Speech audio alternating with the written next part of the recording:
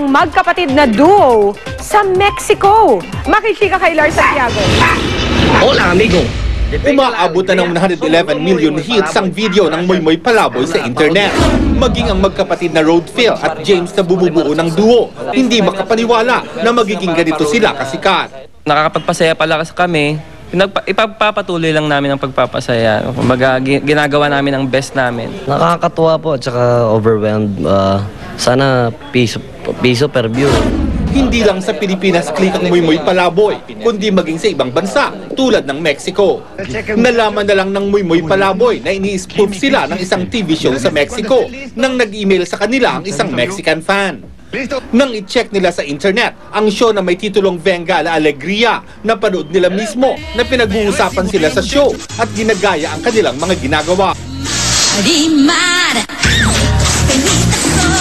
Nagulat kami kasi talagang, pati yung wig niya, pati yung ano niya, yung buhok niya, pati yung buntot. Pati yung mga tao sa likod. Marami rin silang natatanggap na sulat mula sa kanilang Mexican fans.